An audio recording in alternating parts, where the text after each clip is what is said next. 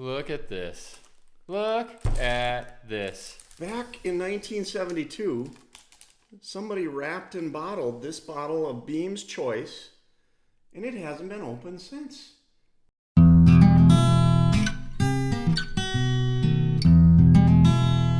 Welcome to the Bourbon Doctors. Another new episode. What do we got today, Chad What am I Boss? calling this one? What am I calling it? I told you earlier. Back to the future. Back to the Future. Flux capacitor. Marty McFly. Professor Brown. I can live with that. Can you live with that? I can live Marty with that. McFly? Marty McFly. All right, you're Marty McFly for this episode. I'm Professor Brown. Hopefully my mom's not going to hit on me. And why are we calling it Back to the Future? Why? Look at this. Look at this. Back in 1972, somebody wrapped and bottled this bottle of Beam's Choice, and it hasn't been opened since. It's like we went back and We had to got go some back. whiskey. We got in the time machine. We got in the DeLorean and went backwards. So we have to thank our friend. Nate Grunsner. And actually, we didn't go back in time. Nate Grunsner just happened to have this around and said, "Hey, put this on the channel." And we said, "Gladly." Gladly. So we are going to open this Now, for the first time in 50 years. The wrapping is coming off, but I mean, this box has not been touched. That I'm box a little has bit. not been opened in 50 years. Oh crap! Well, that just tore the box a little bit. Well, it's It's like old. you. It is old. But let's. Oh my goodness! This Come on. is. Look. Come on, bring it on out. Look. Can I Can get you it get out it? without ruining the box? Oh my! Look at this beautiful bottle of whiskey. Here, man. It still has the tax Check statement that on out. it. It's got the tag on it. Kentucky straight bourbon, aged 8 years, bottled by James B. Beam in Claremont, Distilling Kentucky. 86 proof, and it's 4/5 of a quart. That's how they measure. 4/5. Fantastic. So, I mean, Beam's Choice, 4/5 of a quart, 86 proof in a jade bottle from 1972. So 50 years old, and it was 8 years old when they bottled it, so it's 58-year-old whiskey.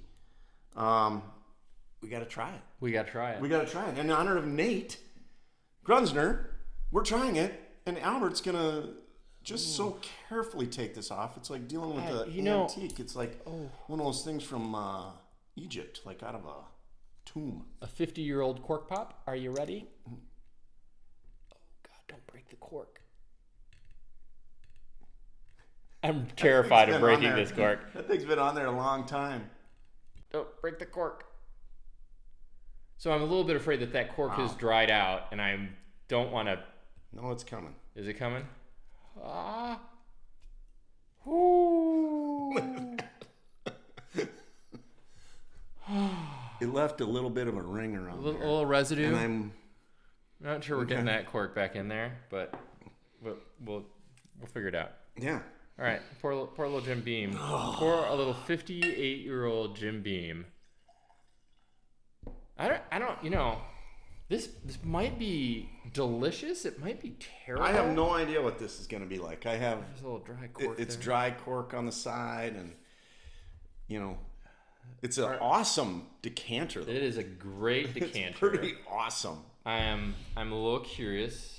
The hospital is not far away. Now, should are this we really going go sideways? to compare this to anything? I mean, I think first we just gotta enjoy, We gotta right? try. We just gotta Okay. try this out. It's 58-year-old.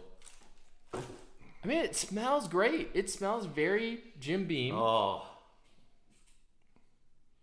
it does. I Smell mean, really good on the nose. It's fantastic. It's very and I know some of you don't care for the Jim Beam profile in terms of the nuttiness, but And this is back in the day when this was probably Beam's highest end stuff.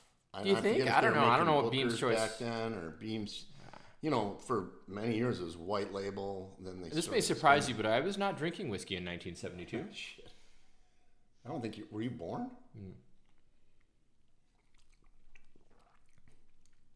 Wow. There's almost. It's really fruity. I'm getting a lot of fruit. I got a little. Lighter. I got a little nut. It is lighter. I got almost no. No burn. No alcohol No burn. There's like burn no whatsoever. astringency to this at all. It's you wonder it'd be interesting to have a proof gun, because I wonder what the proof is now. Has any of this evaporated off? That is such a mellow whiskey. It's unbelievably mellow. Unbelievably mellow.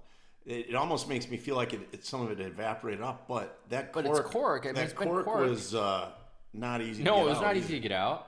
And I'm going to take a step back and go, this is very flavorful for being 80, 85 proof, 86 proof.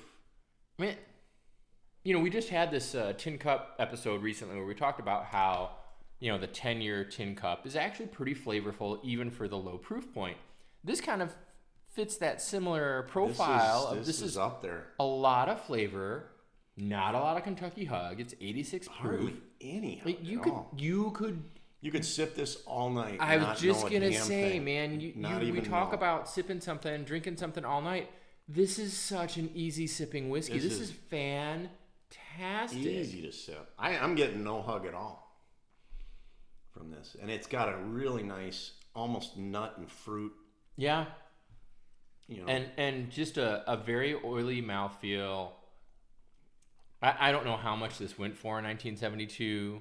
Oh shit! But this is really good. This is really, really good whiskey. Now, what's Beam like right now? Now, I mean, I don't know the Beam lineup in terms of like all the Jim Beam, white label, black label, right? Yeah. Double oaked, bonded. There's all kinds. But we bought. I thought it was the closest. We got some black label. We have some Jim Beam Black, which is a extra aged, because this was an 8-year aged whiskey at 86 proof. Yes. Doesn't give an age statement on it, but I assume by extra age you're probably talking 6-8 years, and that's an 86 proof. Yeah. So that is off the shelf today, actually. This does not have an age statement, which means it could be anywhere from 3 years to 8 years. I think if it was 8 years, they'd actually put an age statement on it, though. Yeah, it's probably a little younger than this was. But, it's definitely younger than this is, because this is a 58-year-old whiskey. And that we just bought off the shelf today. So, now, Beam Black is one of my favorite mixers. I don't typically drink it. This is not a sipping whiskey for you? Sipping, but I will today. Just a little. Yeah, I just put a little. I was going to say, you hit cheers there. That's good. So let's see. I got a feel for what that is. I mean, this definitely didn't go bad. No. That's really That good. is some good whiskey in there, man. You know what I think of when I think of this? I think of Justin's House of Bourbon in Kentucky. This is something that they would have up on their shelf, you know, for probably some ridiculous amount of money. Now, that's not bad either as a sipper. No, but it's so much. One, I got a lot more nut on this. A lot more nut. And I got quite a bit of the alcohol, astringent kind of taste. Yep. This doesn't have that. No, this is just so mellow and so wonderfully aged. What a delight. Nate, thank you so much for letting us sample this and try this. This is really, really fantastic stuff. We'll get him some. Well, so I think what did we learn? I think we learned that this is cool as shit.